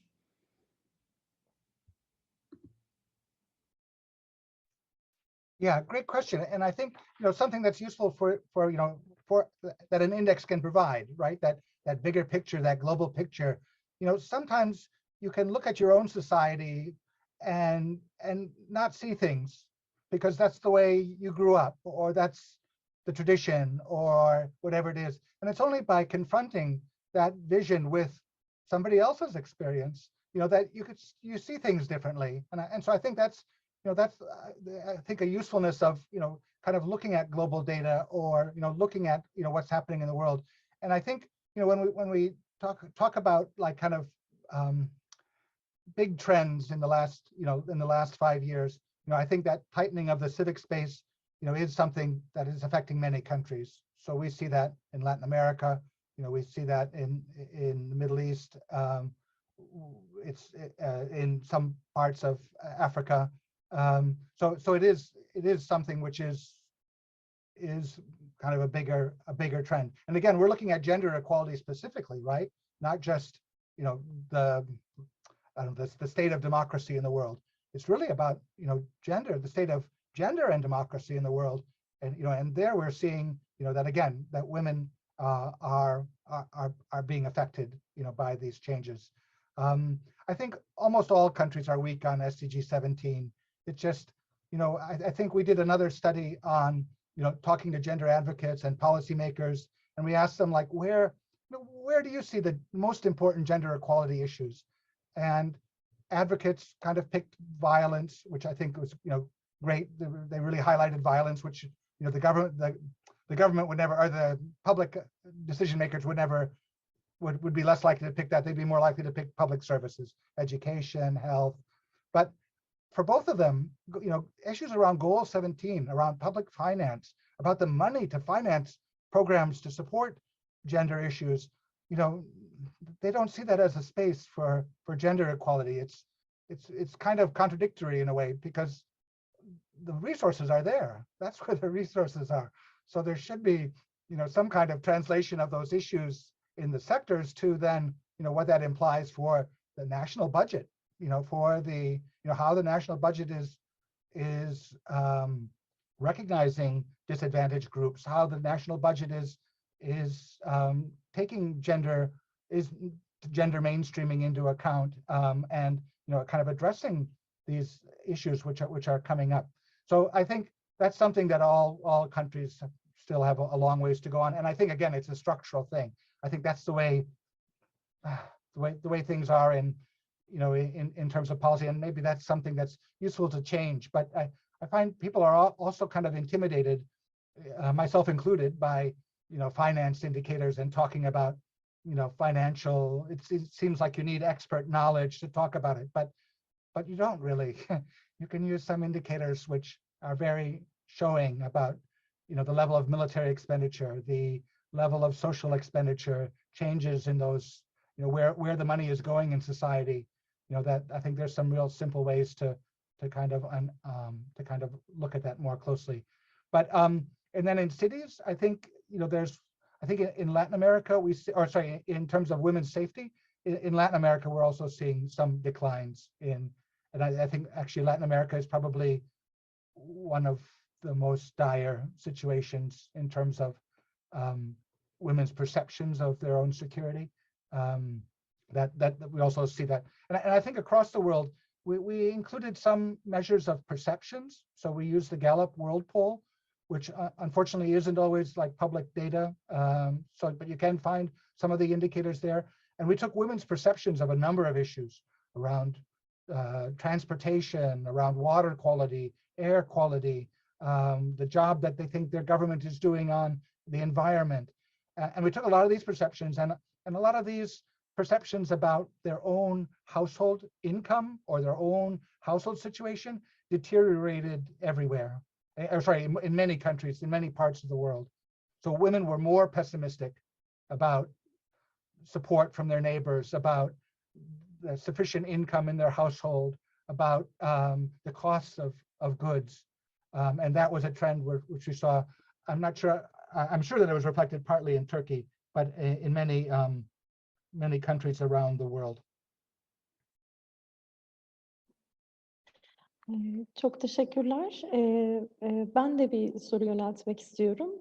Sdg Gender Index'i incelediğimizde bu endeksi oluşturmadan önce Equal Measure, Ipsos'la birlikte bir advocacy survey yapıyor 2018 yılında. Ve bu araştırmada savunuculuk faaliyetinde bulunan partnerler ve aktörlerin %70'i toplumsal cinsiyet verisinin, mevcut verinin nerede olduğunu ve nasıl ulaşabilecekleri hakkında bilgilendirmeye ihtiyaç duyduklarını söylüyorlar.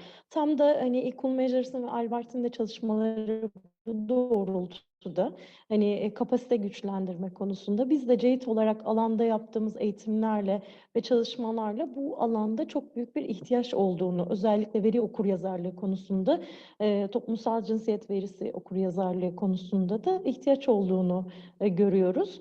Benim sorum sizin çalıştığınız ülkelerde, farklı ülkelerde iyi uygulama örnekleri var mı? Bu toplumsal cinsiyete duyarlı veri okuryazarlığının geliştirilmesi konusunda ne tür faaliyetler yürütüyorsunuz Equal Measures olarak?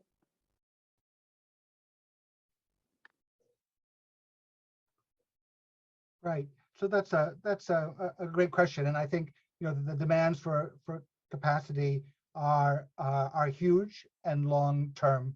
But I think there are steps that can be taken now. Sometimes it looks like too big of a job to do, but I think there are many small victories. And I think really one of the most rewarding moments from my experience with Equal Measures has been seeing small civil society organizations sitting at the table with senior government officials, that they're able to talk about the data and use the data, in that policy dialogue. And they look empowered, and I think they are. I think they feel empowered, to be there and to be sitting there and to be able to have those discussions. And I think that's that depends a lot on the context, in the situation where there's openness, to providing a seat at the table. I think starting small. I think one of the things we do is really try to build up slowly and try to make it. I think a good practice is really making it product oriented. So I've talked a lot about an index today, and maybe that's good or not. But I think if we sat down together, all the people on this call, and we had a job that we were going to make a campaign, and we wanted to look at these index findings, for a campaign, and we sat down and did learning by doing and created the messaging and the communications things. I think that's something we try to really focus on, is really that kind of very practical nature of this, and not as much talking as I've done today, but more doing. So working together.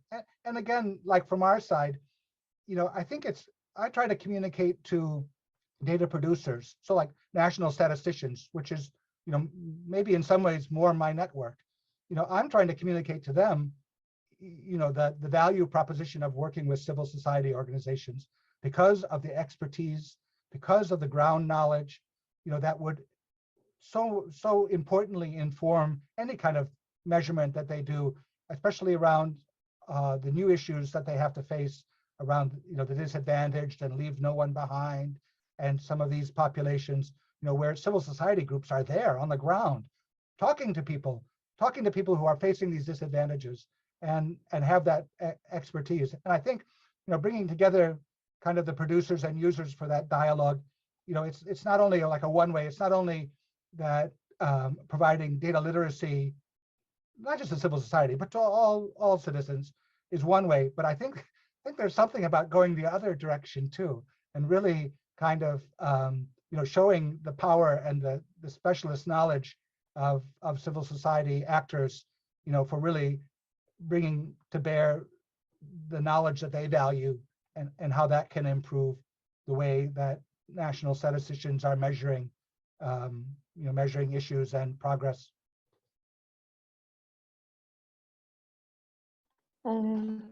Çok teşekkür ederim bu kapsamlı yanıt için. Bir noktada çalışmalarımızı ortaya... Şimdi Emel Hoca bir elini kaldırdı. Ona söz veriyorum. Sonra da Hasan'ın bir sorusu olacak. Çok teşekkürler. Ben tekrar bu bilgilendirici sunum için çok müteşekkir olduğumu belirteyim. Hakikaten çok yararlandım. Bireysel olarak hem bu endeks hesaplama sürecinde karşılaştığımız zorluklara dair pek çok çağrışım yaptı. Albert'in sunumu sırasında belirttiği sorunlar aynı zamanda. Şimdi ben şeyi düşündüm. Türkiye ile ilgili verdiği sonuçlara dair özellikle 5. hedef, bu sürdürülebilir kalkınma amaçlarına bilmiyorum, Birleşmiş Milletler kuruluşları hiç bunu daha önce düşündü mü bilmiyorum, ama bence Equal Measures'ın yaptığı şey, yani her hedefin altındaki toplumsal cinsiyet eşitsizliğine dair ilişkili olan göstergeleri bir araya getirip toplulaştıran bir şeyi düşündü mü bilmiyorum. İlk baştaki zihniyet çünkü şeydi, oradaki perspektif, bir temel amaç olarak toplumsal cinsiyet eşitliği olacak. 5. hedef ve sonra da her hedefin altında bunlar olacak. Aslında tam bunu da destekleyici bir ölçüm yöntemi geliştirmiş Equal Measures ve 5'in aslında bir yandan da Türkiye kontekstini, yani Türkiye bağlamında düşününce ne kadar yetersiz olabileceğini de gösteren bir şey bir yandan. Çünkü 5'te genellikle işte yasal ya da işte yönetmeliklerde toplumsal cinsiyet eşitliğini hedefleyen şeyler var mı? Daha çok yapısal izlemeye ait göstergeleri içeren bir hedef. Ama diğer hedeflerde yer alan toplumsal cinsiyet eşitsizlikleri ise örneğin işte gelir eşitsizliği, işte çalışma yaşamı, adalete erişim, adalet hizmetlerine erişim gibi oralardaki eşitsizliklerin aslında ne kadar net bir şekilde 5'i desteklemek gerektiğini de gösteren bir şey sizin yaptığınız genel endeks. Bu anlamda hakikaten çok bilgilendirici ve çok kritik öneme sahip olduğunu altını çizerek başlayayım.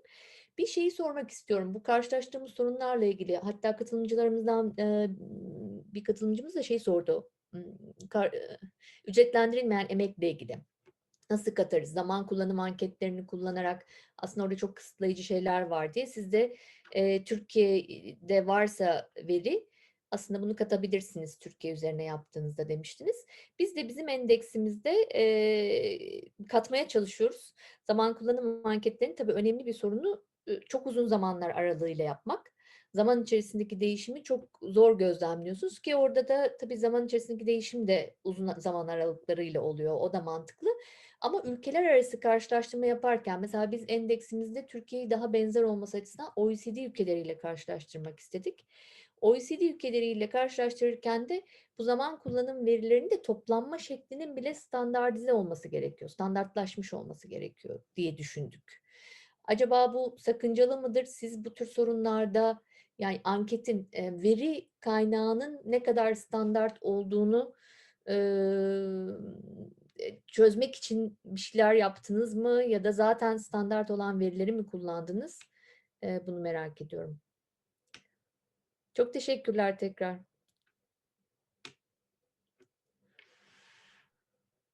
Great, thanks.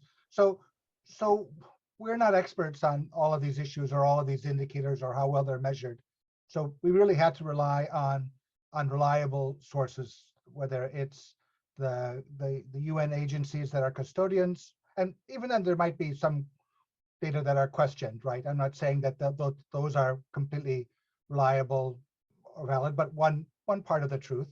But then also from other civil society organizations and so on, we did create some of our own indicators when we had categorical information. So if we looked at women in the workplace, we used the Women, Business and the Law database to judge whether there was a presence of an equality law or not. And then we chose a number of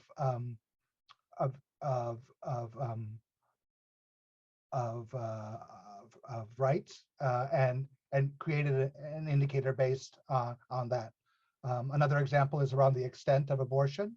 So we worked with an NGO, a global NGO that collects this data, and they helped us to generate a rubric. So how could we make a hierarchy out of these different cases that we find in the extent of the right to reproductive rights, and they helped us to kind of come at that and to create it. But those are very few cases where, you know, and again, we work with the experts themselves to generate those indicators, but other ones we're trying to use reliable sources. So it's kind of, it can be difficult and, you know, again, contentious. You know, it might be that some of the data that countries are reporting to international agencies, UN agencies, aren't comparable either. But there are standards by which they should make them comparable. So there's always kinds of questions about comparability. I think, you know, in the case of time use, you know, it can be difficult, right? Because there might be small scale research which gives one measure, and, you know, I don't know if you would want to make a whole indicator based on a single, you know, on a single small study, maybe a group of studies, or maybe, you know, some kind of way to, you know, to kind of capture that. Maybe there's ways to collect some of that information or data, you know, through, you know, digitally, you know, through Facebook or through other kinds of social media platforms. And again, there's kind of questions then about that data and the representativeness of that data, and the women who don't have access, you know, to Facebook or to the internet, you know, that they're being excluded, you know, from that picture. So it can be very difficult. And I think, you know, in some ways it's kind of thinking about looking for ways that I think the water and sanitation, I've been involved with a working group that's trying to improve the gender indicators for water and sanitation. And I think they very carefully, you know, kind of really focus on, you know, one or two indicators and come up with a methodology that data producers can use, you know, a simple one, you know, to kind of start getting closer to the truth. Again, we're using perceptions-based indicators. You know, is the perception of a person the truth? You know, or is it also conditioned by a patriarchal society and social norms and values, you know, that are tradition-based? You know, it's, you know, again, sorry, I don't want to kind of raise more questions than make answers, but I think, you know, there's a concept, maybe this is a good way to say it. There's a concept called fitness for purpose, and it means basically that, you know, your data should be fit for the purpose. So you might have data which are, you know, is again maybe just from a small study, but it's all you have, and it's a piece of evidence. So you want to use that. You want to be transparent about how you use it, but it's more to kind of, you know, kind of raise awareness, like the gender-based violence data did, you know, to show like this is an issue. You know, there's huge disparities between men and women. There's huge burdens placed on women for care and for unpaid care, and then to kind of build, you know, to build it up from there. You can't make like detailed policy recommendations, but you can use it for raising awareness. And, you know, I think, you know, some of those comparisons, I've seen, you know, some comparisons which are based on very small samples. The WHO secondary school survey of adolescent health behaviors is an example of one, where it's, I guess it's bigger samples now, but it started off being, 400 to 500 adolescents. So that could be, I would kind of try to, I talk about partnerships between data users and producers, but I think between civil society and academia, I think there's, a lot of potential for, for having academia help to, kind of address issues around methodologies, around, kind of what the research evidence might show. Sorry, I don't know if that was, I don't think that was very helpful. I think I was kind of. Çok teşekkürler Albert. Şimdi hem panelistlerden, yani katılımcılardan bir el kaldıran katılımcımız var. Ve Q&A'de de yine Zeynep Temel'in yönlendirdiği bir soru var endeksle ilgili. Hem de Hasan'ın bir sorusu var. Belki şöyle yapabilir miyiz? Ben 3 soruyu, hani biraz da süremiz de azaldığı için, hani webinarın kapanışına doğru yaklaştığımız için 2 soruyu direkt şey yapabilirim. Hani chat kısmından Hasan yazdı. Bu veri okuryazarlığı kapasitesinin geliştirmesi için ne tür eğitimler verilmeli ve nasıl geliştirilebilir? Bir hani daha somut bir öneriniz var mı diye size yönlendiriyor soruyu. Belki Zeynep Temel'in sorusunu okuyabilirsiniz ama çok önemli bir soru. Özellikle bu gender data konusunda LGBTI datanın hani ne kadar içerildiğiyle ilgili ve endekste ne kadar içerildiğiyle ilgili bir soru.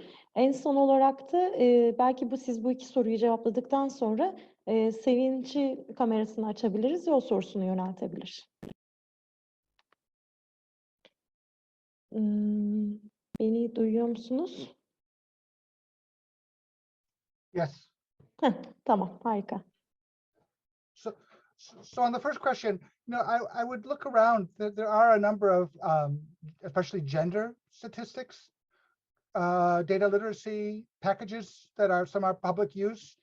I mean, for example, at the U.S. Census Bureau, at the World Bank, there's a number in Latin America. I've seen a number of different initiatives. So there are some examples out there already. I think, one of the challenges always is, the diversity of the audience. You don't want to be too simple when people are more advanced, and, managing that diversity in the audience, I think is important. But I think there's like some really basic concepts, that are important for, for thinking about the data. But I think the closer you can make it to relevant to the stakeholders' interests, I think the better chance, right? So it's almost like thinking about your child working on mathematics and trying to let them find a way that they can apply mathematics to their own interests. Maybe it's music, or maybe it's, something else. It's really about kind of finding, and sorry, for gender advocates, it's clear what it is, right? It's like to make advocacy messages, to inform a campaign, to do things like that. So, I would think about like training that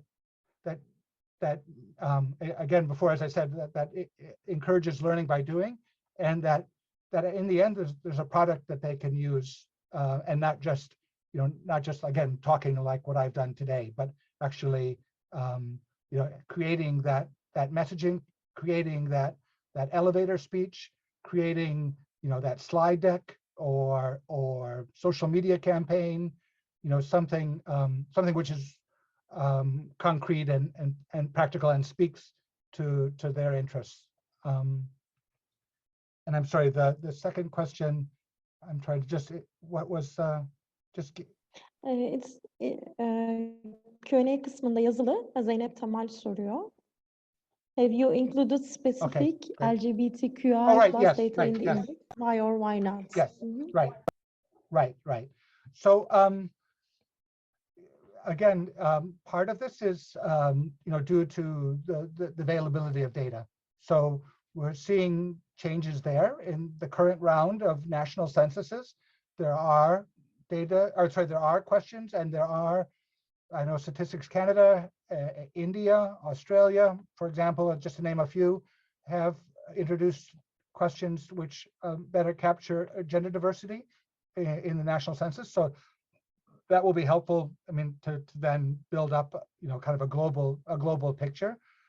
What we did include is, I'm just trying to find it now.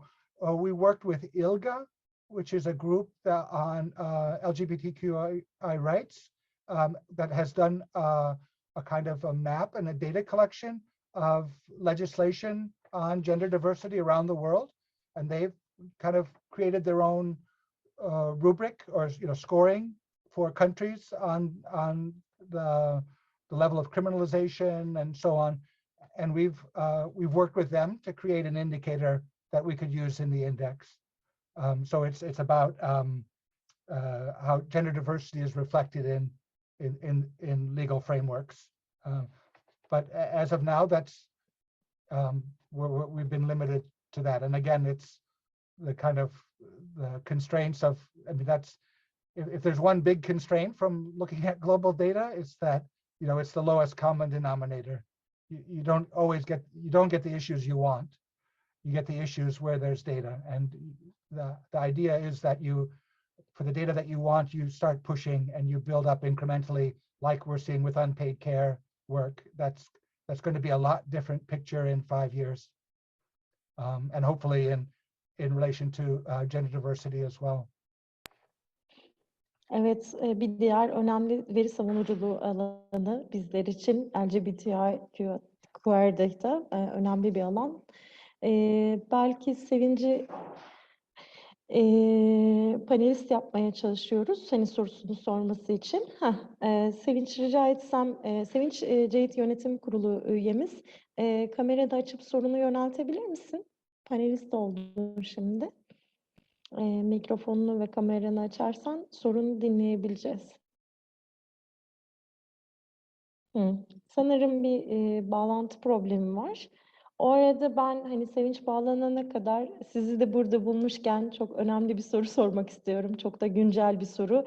Equal Measures'ın sayfasında incelediğimizde çalışma alanlarında özellikle vurguladığı, o hedeflerinden vurguladığı bir alan. Toplumsal cinsiyet veri açıklarını gidermede hani şu güne kadar işte söylediğiniz gibi nüfus verilerinden, nüfus sayım verilerinden, hane halkı araştırmaları verilerinden, kayıtlı verilerden yararlanarak çok toplumsal cinsiyet verilerini üretiyoruz. Son yıllarda yine önemli bir veri kaynağı olarak da büyük veri ve dijital veri de bir veri kaynağı olarak görülüyor. Bu konuda da Equal Measure hani gerekli partnerlerle, verilerle ilgilenen diğer organizasyonlarla büyük veri üretiminde çalışmayı hedeflediğini söylüyor, birlikte çalışmayı. Büyük verinin ve dijital verinin toplumsal cinsiyete duyarlı veri üretmede artıları ve eksileri ya da zayıf ya da güçlü yönleri nelerdir? Hani nasıl bir katkıda bulunuyor diye ben size soru sormak istedim. Siz ne tür çalışmalar yapıyorsunuz? Çünkü bu alan ileride çok daha fazla gelişecek bir alan gibi görünüyor şu anda. Right. So it really is a kind of a moving target in a way, in some ways. I mean, there are some issues which we know are problematic already, you know, around data privacy, around data security, anonymity, and so on. You know, but it's a strange world. Now, we used to look to official statistics as having all of the information about our society. But now it's in the hands of the private sector, and they're not sharing the data. They want to monetize the data, and it's data about us, and it's data that can be used to, you know, by decision makers to improve society. So it's kind of a difficult moment where the regulatory systems have not kept up speed, but we do see a lot of changes, or some changes now, but it's still, I think, an ongoing issue. I think one of the things that I've seen is from the official statistician side is kind of this role of a data steward. So a data steward is someone who kind of curates or who kind of helps to govern, you know, different data sources. And I think that's kind of a useful way as a neutral body, you know, to kind of help to make sense of all of this. But I just think there's still so many issues about ownership of data that are problematic. On the other hand, the kind of advances that we've seen, you know, in data technology, you know, whether it's through digital, you know, surveys, or I know that I was just hearing about Lithuania's census, and they did part of the last census using the internet. So, you know, that, and I think that's going to be more and more common. So there are kind of, I think, a lot of kind of practical technological advances, you know, and I think we're still trying to look for those ways. Or sorry, and there's also issues around, you know, artificial intelligence, right? And the fact, as many feminist academics have pointed out, you know, that there's biases that are baked into those data. So stop collecting them because they're biased. You know, you need to do something about the design of household surveys and censuses that, you know, kind of are better addressing some of those gender biases in the data. And so that's one thing, and I think there's a lot of activity around there. But when I look at like big data for gender issues, I see some really interesting, you know, experiments. But I think it's still such a growing and changing field. You know, there certainly are opportunities, you know, there to use the technologies in ways to collect better and more granular data than we're doing now. But I think it's really being overshadowed a lot by these issues around who owns the data and who governs the data, and a lot of these bigger data governance issues that need to be, that are really important for us. Çok teşekkürler. Oldukça düşündürücü ve önemli bir yanıt. Çünkü bu çok ne diyeyim, hot topic, önemli konulardan birisi toplumsal cinsiyet verisi üretmede. Elif Topkaya o bir soru yazdı Q&A kısmına. Ben okuyacağım şimdi size. Albert Motivans'a bu sunum için çok teşekkür ederiz. Başta ifade ettiği gibi veri ve sahadaki hikayenin, gerçekliğin birlikte kullanılması savunuculuk olarak kilit önemde. Kendisi sunumunda Türkiye SDG 5'ta gösterdiği pozitif değişimin siyasi katılımda artıştan kaynaklandığını belirtmişti. Bu şekilde hangi veriden kaynaklandığını, daha hedefe ulaşmada ne kadar mesafe olduğunu ve de hikayeyi birlikte aktarabilmek biz savunucular için çok önemli. Aksi takdirde toplumsal cinsiyet eşitliği normunu benimsemeyen politika üreticiler bu tip pozitif değişimi yansıtılan sonuçları savunucu söylemlerimize karşı kullanabilirler diye bir hem yorum ve değerlendirmesi olmuş. Belki bu yorumla birlikte ben de bununla ilgili şunu belirtmek istiyorum. Oldukça ilginç bu gözlem Sdg Gender Indeks'inde, Toplumsal Cinsiyet Eşitliği Endeksinde. Çünkü Dünya Ekonomik Forumu'nun Küresel Cinsiyet Uçurumu Endeksine baktığımızda siyasete katılım ve karar alma mekanizmalarına katılım açısından Türkiye en geride olan ülkelerden birisi. Ama bu endekste de daha iyileşme yönünde bir gelişme görüyoruz. O yüzden bunu değerlendirmek bizler için oldukça önemli. Teşekkürler.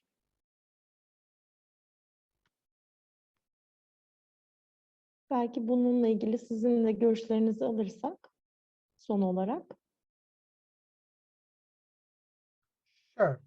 No, I think that's yeah, I think that's I agree with a lot of what's been said there. Sorry, I just lost my thought though.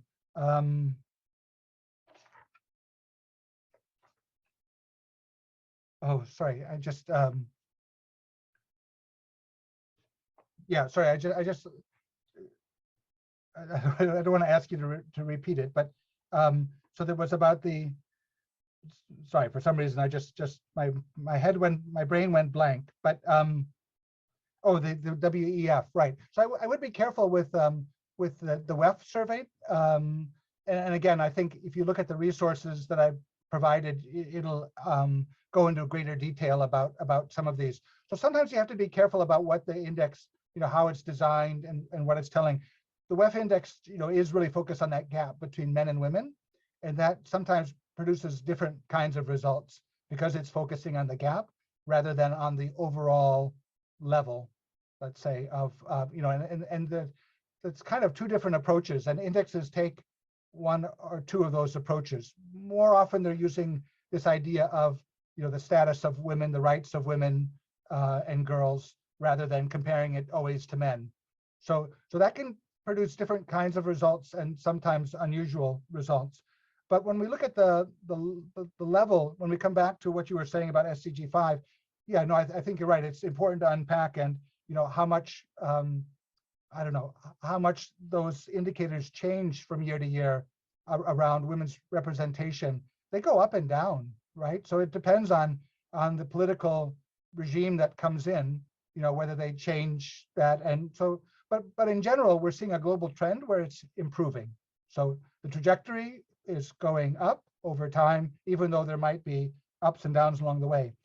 But I think, even though there's improvement in SDG 5, if you look at the level, the score for Turkey isn't that high, really.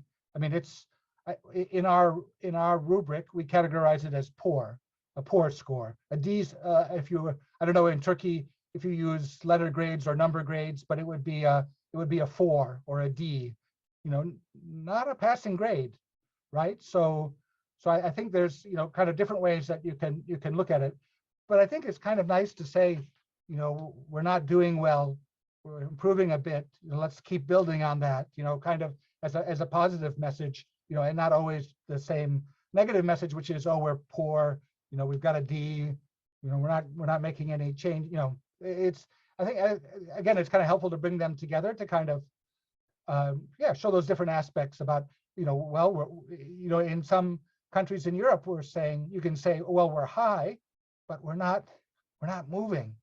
We're not getting that last 10%, or last 15%. We're not really meeting the needs of those with the greatest disadvantages, and we can't achieve the target until we've done that. So really putting the focus on that. Sorry, I lost my thought for a minute there, but I hope that was relevant. Çok teşekkür ediyoruz.